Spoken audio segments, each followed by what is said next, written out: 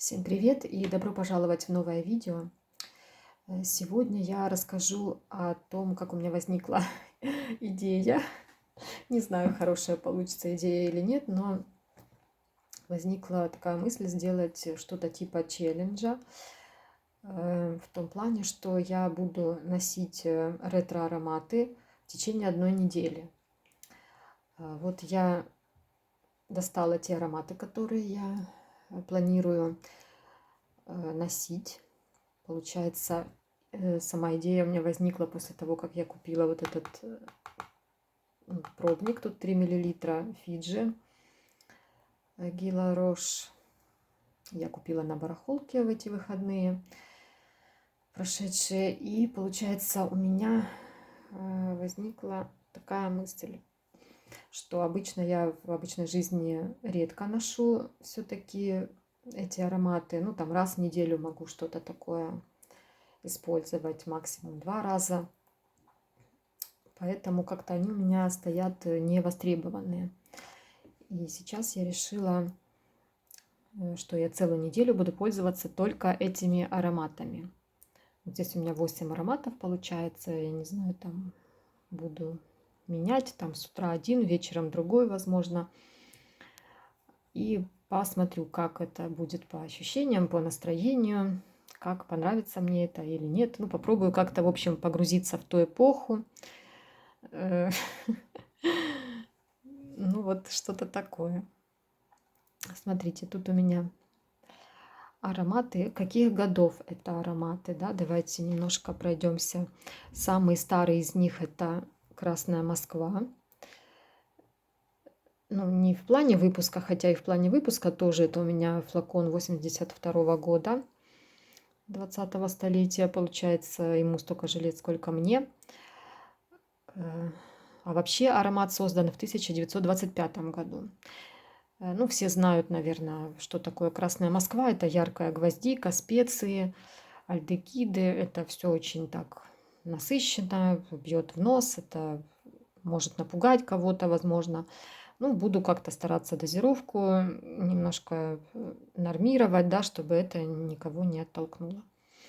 Ну, я сейчас не так часто бываю в каких-то людных местах, поэтому думаю, что все будет нормально.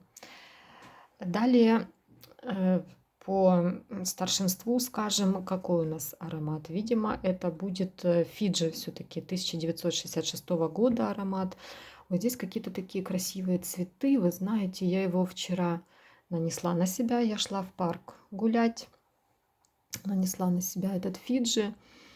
И как-то через время я перестала его ощущать на себе. Когда пришла домой, я поняла, что он не выветрился, что у меня на запястье все равно остался этот запах. Но почему-то вот в течение прогулки я его как-то не ощущала. Не знаю, может он так сливается как-то с окружающей природой, с цветами. Сейчас весна и много цветущих растений. Может, как-то они перебивают мне его запах, не знаю.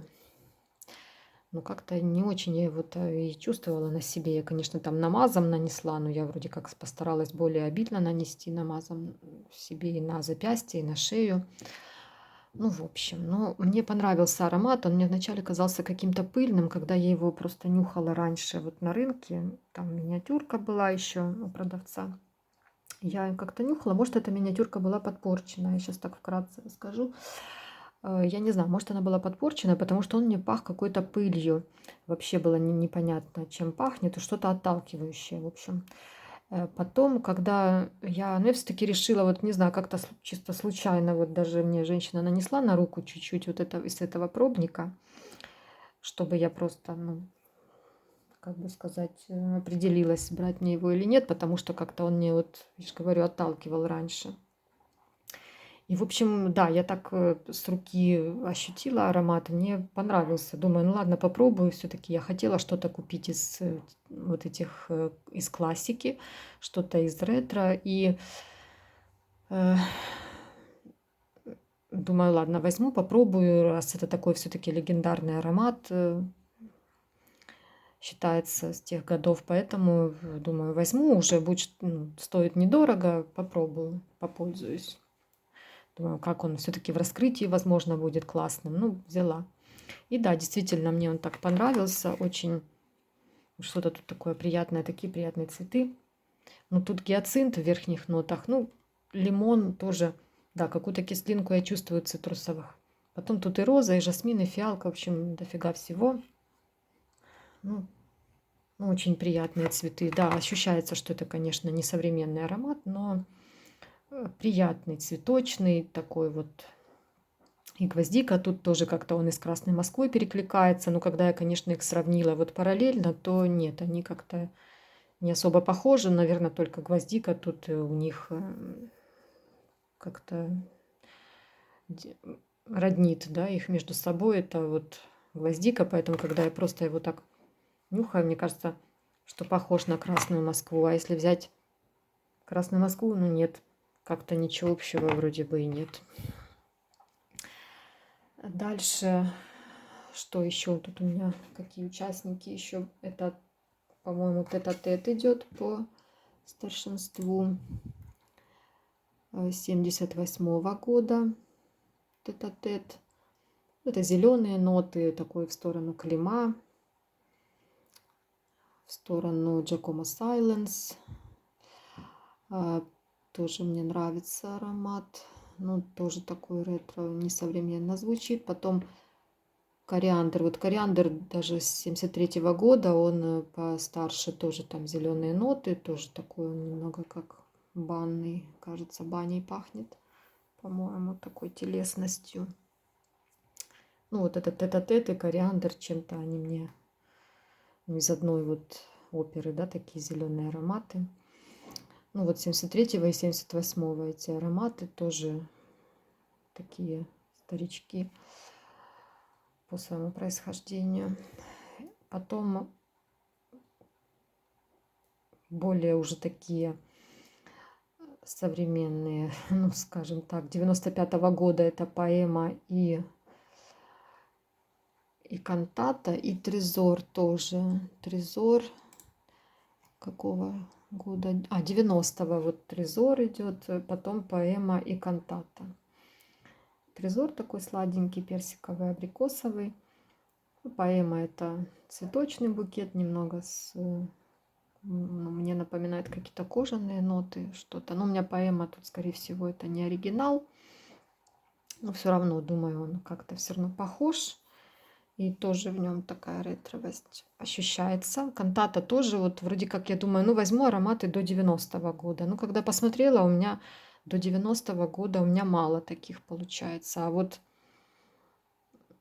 ну, кантата и поэма, они 95-го, но они тоже звучат в таком стиле винтажном, понимаете? Поэтому я решила тоже их взять. Вот кантата, она вообще так звучит. Вот тоже я сейчас перепробовала. Но тоже она звучит такой вот помадностью, вот этой старинной косметичкой. Вот такая вот какая-то ретро-помада. Вот я так ее ощущаю. И там роза такая яркая. Поэтому решила взять, думаю, ладно, 95-й год тоже сюда как бы по звучанию они подходят, поэтому возьму.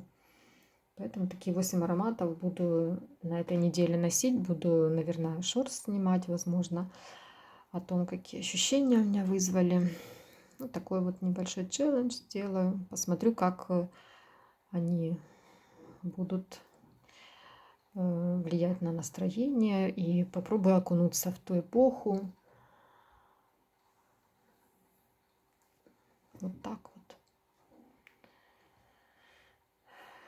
Еще вот этот аромат, вот этот, тоже как-то на барахолке мне попался. Я думала, что я разберусь, что это вот в этой бутылочке. Я думала, мне как-то удастся разобраться, что же это такое.